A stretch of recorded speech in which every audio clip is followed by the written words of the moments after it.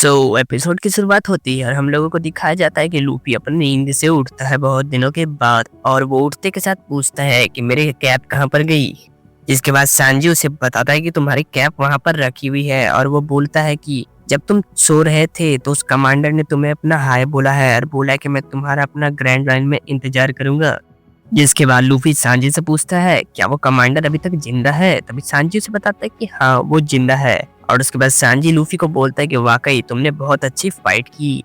तो उसी के बाद लूफी लगे हाथों से एक सवाल पूछ लेता है क्या तुम मेरे क्रू को ज्वाइन करना चाहोगे। तभी सांजी बोलता है कि नहीं, मैं तुम्हारे क्रू को नहीं ज्वाइन करना चाहता और मैं पायरेट नहीं बनना चाहता क्योंकि मेरे भी कुछ सपने हैं। लेकिन तभी लूफी गुस्से में आकर के अपना हाथ स्ट्रेच करता है और सांजी की गर्दन पकड़ करके बोल लेता है तुम्हें हमारे साथ चलना ही पड़ेगा, मैं तुम्हारी एक बात नहीं सुनूंगा। जिसके बाद सांजी उसे साफ साफ मना कर देता है और बोलता है कि नहीं, मैं तुम्हारे साथ नहीं चल सकता क्योंकि मेरे भी बहुत सारे सपने हैं, मुझे ऑल ब्लू देखना है। जिसी के बाद हम लोगों को बताया जाता है कि सांची ने जो पिछले एपिसोड में ऑल ब्लू देखा था वो दरअसल में उसका एक सपना था, वो असली नहीं था।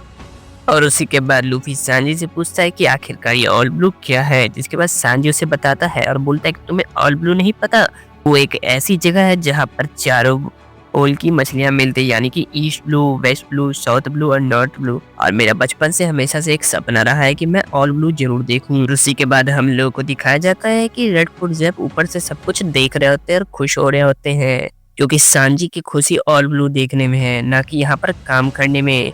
उसके बाद रेड फूड जब वहाँ से चले जाते हैं और उसके बाद हम लोगों को दिखाया जाता है कि वहाँ जितने भी शेफ होते हैं उन सबका खाना खाने का टाइम हो जाता है। तो वो सब लोग अपना खाना निकाल करके बैठे ही होते हैं। तभी वहाँ पर सांजी आ जाता है और वो उन सब शेफ से पूछता है कि हम लोगों का खाना कहाँ पर है। बाद सांजी अपना खाना निकाल लेता है लेकिन वहाँ पर बैठने के लिए उसके लिए कोई टेबल नहीं बची होती है, इसलिए वो सब शेफ से पूछते हैं कि आखिरकार हम लोग कहाँ पर बैठेंगे। तभी वहाँ पर जितने भी शेफ होते हैं वो सब सांजी को बोलते हैं कि यार तुम्हारे बैठने के लिए कोई टेबल नहीं है, अगर तुम बैठना चाहो तो जमीन पे बैठ करके खा लो। उसी के बाद हम लोगों को दिखाया जाता है कि पेटेसान एक सूप पी रहे होते हैं। वो पीते पीते बोलते हैं कि आखिरकार ये सूप किसने बनाया है। जिसके बाद सांजी अपना हाथ उठाता है और वो खुशी से बोलता है कि मैंने बनाया है, क्यों आज ये बहुत अच्छा बना है ना। जिसके बाद पेटेसन उसे थूक देते हैं और बोलते हैं कि ये कैसा सूप बनाया है तुमने, ये तो बिल्कुल जानवरों के खाने के लायक है। और ये सब सुन करके सांची पूरा आग बबूला हो जाता है। तो उन दोनों के बीच में लड़ाई शुरू हो जाती है और सांची खड़ा हो जाता है। उसी के बाद हम लोगों को दिखाया जाता है कि एक और शेफ वो सूप पीता है और थूक देता है और बोलता है कितना बेकार सूप है ये। जिसके बाद सांजी बहुत ज्यादा गुस्सा हो जाता है और बोलता है कि तुम लोगों को पता है ना तुमने क्या बोला है। और वहीं दूसरी तरफ हेड शेफ पी रहे होते हैं और बोल रहे होते हैं कि हम लोगों को थोड़ा सा भी बूंद भी बर्बाद नहीं करना चाहिए खाना का। वो जहाँ पर जितना भी सूप होता है वो पी लेते हैं। उसके बाद वो प्लेट वहीं पर गिरा करके तोड़ देते हैं और बोलते हैं तुमने कितना बकवास सूप बनाया है। जिसके बाद सांजी समझ जाता है कि आज का सूप बिल्कुल ही बेकार बना है और वो उसके बाद हेड शेफ जैप उसे बोलते हैं कि ये कितना बकवास सूप था, ये तो जानवर भी नहीं खाएं। इसके बाद सांजी को बहुत ज्यादा गुस्सा आता है और वो हेड शेफ जेब का जाकर के कलर पकड़ लेता है और बोलता है अगर ऐसा है तो आप बना करके दिखाओ इससे अच्छा सूप। उसके बाद हेड शेफ जेब उसे दूर उठा करके फेंक देते हैं और बोलते हैं कि मैं तुमसे बड़ा हूँ और तुम्हारे पहले से कुकिंग करता आ रहा हूँ, तो मुझे मत सिखाओ, मैं तुमसे अच्छा खाना बना सकता हूँ। और उसके बाद सांजी वहां से गुस्से में भाग जाता है और बाहर भागते भागते बोल रहा था कि उनकी ऐसी हिम्मत कैसे हुई मेरे सूप को बेकार बोलने की। बाद हम लोगों को दूसरी तरफ का सीन दिखाया जाता है जहाँ पर लूफी वो सूप पी रहा होता है और पीते पीते बोलता है कि वाह सूप तो बहुत अच्छा बनी है, पता नहीं ये आप लोगों को कैसे पसंद नहीं आई। जिसके बाद हेड शेफ जेब जो होते हैं वो बोलते कि हाँ हम लोगों को पता है आज का सूप बहुत अच्छा बना है और सांजी बचपन से ही बहुत अच्छा खाना बनाता आ रहा है, लेकिन आज हम लोग उसकी तारीफ नहीं कर सकते। उसी के बाद हम लोगों को दिखाया जाता है कि सांजी बाहर से खड़ा होकर के सब कुछ सुन रहा होता है। द हेड शेफ जब लूफी को बता रहे होते हैं कि सांजी का बचपन से एक सपना रहा है और ब्लू देखना, और ऐसा तभी मुमकिन हो पाएगा जब सांजी तुम्हारा क्रू ज्वाइन करेगा और तुम्हारे साथ वो ग्रैंड लाइन में जाएगा, क्योंकि ऑल ब्लू तो सिर्फ ग्रैंड लाइन के अंदर ही देखने को मिल सकता है। जिसके बाद पेटेसन बोलते हैं कि वाह हम लोगों ने क्या अच्छी एक्टिंग की है। इसके बाद तो सांजी बिल्कुल मान जाएगा यहाँ से जाने के लिए। और ये सब चीज बाहर से सांजी सुन रहा होता है और उदास हो रहा होता है कि मैंने इन सब स्टेप के बारे में कितना बुरा सोचा, ये सब तो हमेशा से मेरा भला सोचते आए हैं।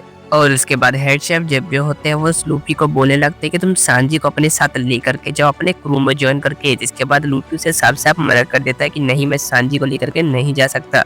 उसके बाद हेड शेफ जब सांजी लूफी से पूछते हैं कि तुम सांजी को अपने साथ क्यों नहीं लेकर के जाना चाहते हैं, तुमने तो बोला था कि मैं उसे अपने क्रू में ज्वाइन करना चाहता हूँ। जिसके बाद लूफी उन्हें बताता है कि अगर सांजी खुद ही मेरे क्रू को नहीं ज्वाइन करना चाहता तो मैं उसके साथ जबरदस्ती कैसे कर सकता हूँ। जिसके बाद हेड शेफ बोलते हैं हाँ ये बात तो बिल्कुल सच है, क्योंकि वो पागल है, वो सामने से आकर के नहीं बोलेगा कि मैं तुम्हारा क्रू ज्वाइन करना चाहता हूँ।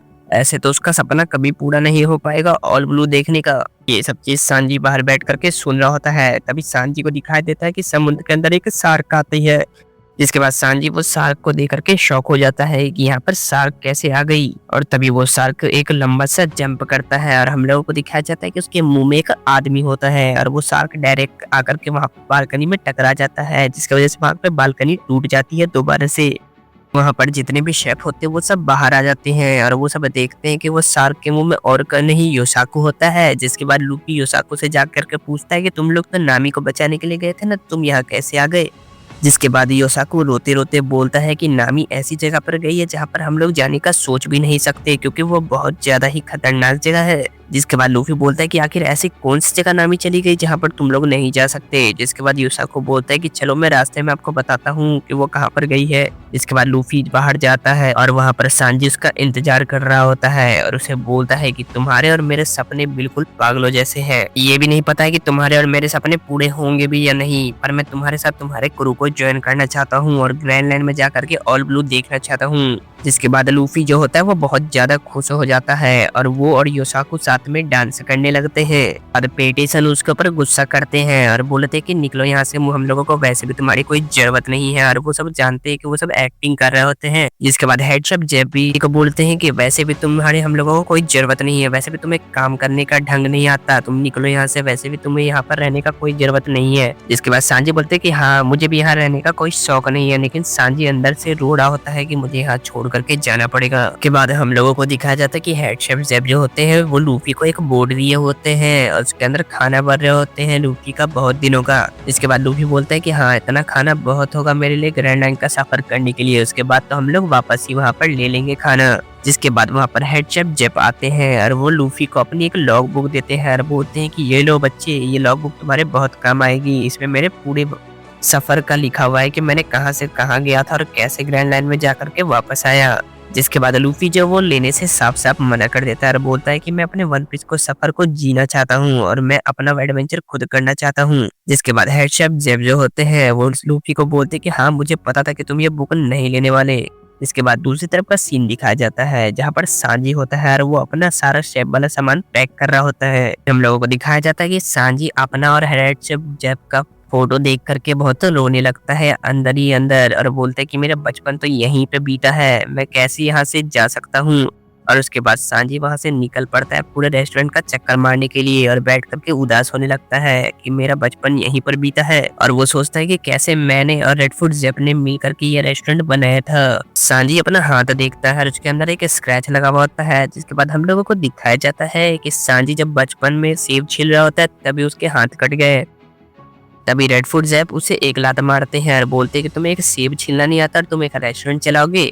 उसके बाद हम लोगों को दूसरी तरफ का सीन दिखाया जाता है जहाँ पर हेड शेफ जब लेटे हुए रहते हैं और बोले होते हैं कि आज मैंने सांजी के ऊपर बहुत ज्यादा गुस्सा कर दिया है। उसके बाद वहीं दूसरी तरफ लूफी इंतजार कर रहा होता है सांजी का, क्योंकि वो लोग निकलने के लिए तैयार होते हैं। और तभी सांजी अपना सारा सामान लेकर के बाहर आता है और वो आगे बढ़ता ही है कि पीछे से पेटेसान चिल्ला करके बोलते हैं कि तुमने हम लोगों को बचपन से बहुत मारा है, अब हम लोग तुम्हें नहीं छोड़ेंगे। वो सांजी के ऊपर अटैक कर देते हैं लेकिन सांजी वो बच जाता है और उन दोनों को बहुत बुरी तरीका से पीटता है। उसके बाद सांजी आगे बढ़ने लगता है और उसकी आंखें छुपी हुई होती है उसके बाल से। हम लोगों को दिखाया जाता है कि सांजी के पूरे आंखों में आंसू भरा हुआ होता है और वहाँ पर जितने भी शेफ होते हैं वो सब सांजी को आखिरी बार देख रहे होते हैं। उसके बाद लूफी उसे चिल्ला करके बोलता है चलो सांजी हम लोगों को लेट हो रहा है। उसके बाद सांजी बोलते हैं हाँ चलो। वो आगे बढ़ने ही लगता है कि पीछे से उसे आवाज आता है सांजी तुम्हें ठंड ना लग जाए उसके लिए तुम दवा भी ले लेना और अपना ध्यान रखना। और ये सुन करके सांजी जोर जोर से रोने लगता है क्योंकि उसे आवाज देने वाला और कोई नहीं हेडफुट जैप होते हैं।